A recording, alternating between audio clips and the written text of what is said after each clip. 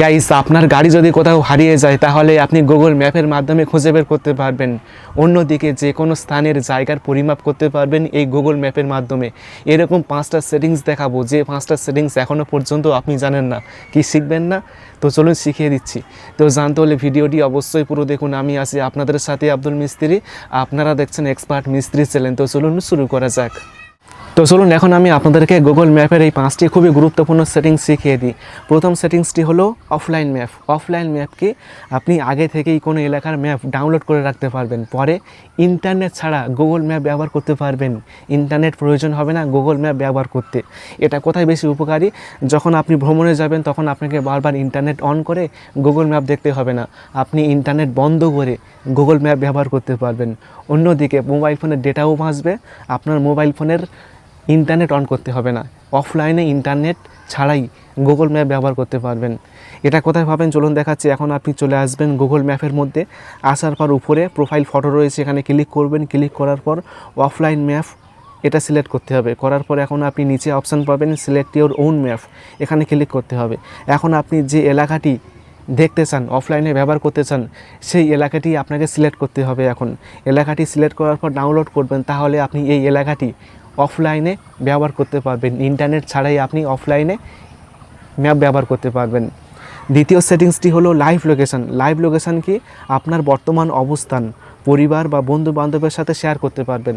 মানে আপনি বর্তমানে কোথায় আছেন সেই লোকেশানটি আপনার বাড়ির ফ্যামিলিরা বাড়িতে বসে বসে দেখতে পারবেন। মনে করুন আপনি রাতে বাড়ি ফিরছেন, রাত 10টা বেজে গিয়েছে, 12টা বেজে গিয়েছে, আপনি বাড়িতে আসছেন না। সেক্ষেত্রে কী করবে? বাড়ির ফ্যামিলিরা কিন্তু চিন্তা করবে যে ছেলেটি এখন বাড়িতে আসছে না, তাই না? কিন্তু এই সেটিংসটি করলে আপনার বাড়ির ফ্যামিলিরা বাড়িতে বসে বসে দেখতে পারবে যে আপনি এখন রাত্রিবেলায় কোথায় আছেন, কোন রাস্তায় আছেন, সেটা কিন্তু বাড়ির ফ্যামিলিরা বাড়িতে বসে বসে দেখতে পারবে।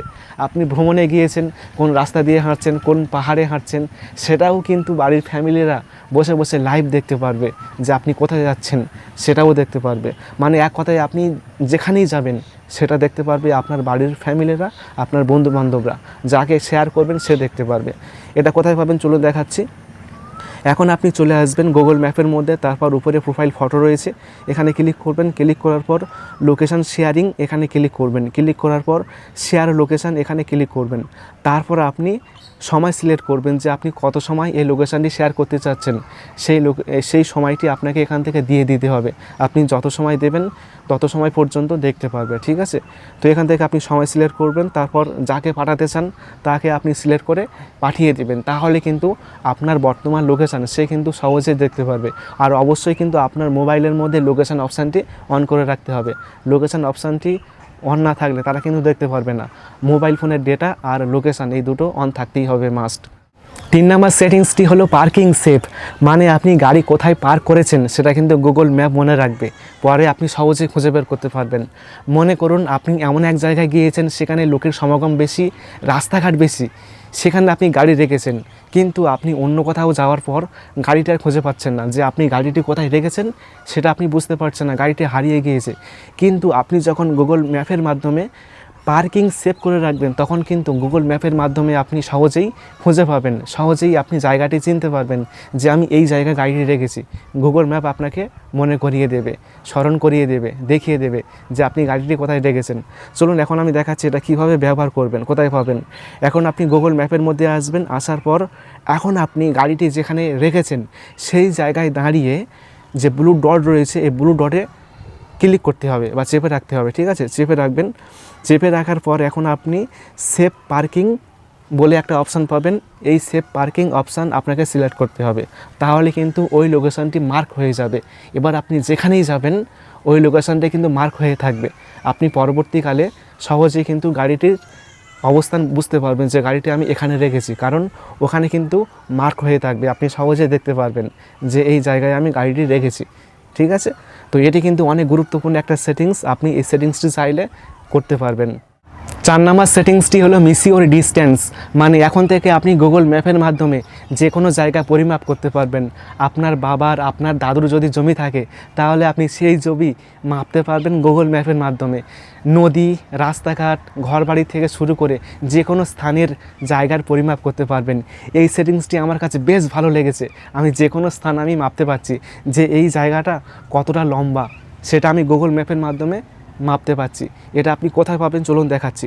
এখন আপনি চলে আসবেন গুগল ম্যাপের মধ্যে, আসার পর যে জায়গার পরিমাপ আপনি করতে চাচ্ছেন সেই জায়গার শুরু, যেখান থেকে শুরু হয়েছে সেখানে আপনাকে চেপে রাখতে হবে। চেপে রাখার পর নিচে লোকেশান কার্ড খুলে যাবে। এখন আপনি নিচে স্ক্রল করলে একটা অপশান পাবেন যে মিসিওর ডিস্ট্যান্স, এই অপশানটি আপনাকে সিলেক্ট করতে হবে। সিলেক্ট করার পর ম্যাপ সরিয়ে পরিবর্তন করতে পারবেন। ঠিক আছে, আপনি কতটা জায়গা পরিমাপ করতে চান সেটা আপনাকে ম্যাপটা সরাতে হবে, তাহলে আপনি দেখতে পারবেন যে এরকম ডিস্ট্যান্স দেখাচ্ছে, নিচে কিন্তু লেখা আসছে যে কত মিটার জায়গা, কত কিলোমিটার জায়গা, সেটা আপনি নিচে দেখতে পারবেন। এইভাবে আপনারা যে কোনো স্থান, যে কোনো কিছুর পরিমাপ করতে পারবেন গুগল ম্যাপের মাধ্যমে। এটা আমার কাছে বেশ ভালোই লেগেছে। সর্বশেষ 5 নাম্বার সেটিংসটি হলো টাইম লাইন। টাইম লাইন হলো আপনি কোন দিন কোথায় গিয়েছেন, কতক্ষণ ছিলেন, কোন রাস্তায় চলেছেন, সব কিছু আপনি দেখতে পারবেন। আপনি আগামীকাল বা 2 দিন আগে, 4 দিন আগে, 5 দিন আগে, 10 দিন আগে কোথায় গিয়েছেন, কোন রাস্তায় গিয়েছেন, সব কিছু আপনি গুগল ম্যাপের মাধ্যমে দেখতে পারবেন। হিস্ট্রি কীভাবে এটি দেখবেন চলুন দেখাচ্ছে। এখন আপনি চলে আসবেন গুগল ম্যাপের মধ্যে, আসার পর প্রোফাইল ফটোতে ক্লিক করবেন। ক্লিক করার পর এখানে একটা অপশান পাবেন যে ইয়োর টাইম লাইন, এখানে ক্লিক করবেন। ক্লিক করার পর এখন আপনি এখান থেকে দেখতে পারবেন যে আপনি আজকের কোথায় গিয়েছেন। টুডে লেখা আছে, মানে আজকের কোথায় গিয়েছেন সেটা আপনি দেখতে পারবেন। দেখুন আজকে আমি কোথাও যাইনি, সেজন্য আর কি দেখাচ্ছে না। যদি আমি 2-1 দিন আগে সিলেক্ট করি, এখান থেকে টাইম পরিবর্তন করতে পারবেন, এখান থেকে টাইম পরিবর্তন করে দেখতে পারবেন। যদি আমি 26 তারিখ দিই, তাহলে আমি 26 তারিখে কোথায় গিয়েছি সেটা কিন্তু আমি খুব সহজে দেখতে পারবো। এই দেখুন আমি কতটা জায়গায় গিয়েছি সেটা কিন্তু এখানে পরিষ্কারভাবে লেখা আছে। কোন কোন জায়গায় গিয়েছি, কোথায় গিয়েছি সেটা কিন্তু আমি গুগল ম্যাপের মাধ্যমে দেখতে পাচ্ছি। তো এইভাবে আপনারা টাইম লাইনের মাধ্যমে দেখতে পারবেন যে আপনি আগে কোথায় গিয়েছেন, কোন রাস্তা দিয়ে গিয়েছেন সেটা আপনি দেখতে পারবেন। এটা হলো টাইম লাইনের কাজ। গাইস, এই 5টি গুগল ম্যাপ ফিচারের মধ্যে কোন ফিচারটি সবথেকে আপনার কাছে বেশি ভালো লেগেছে অবশ্যই কমেন্ট করে বলবেন।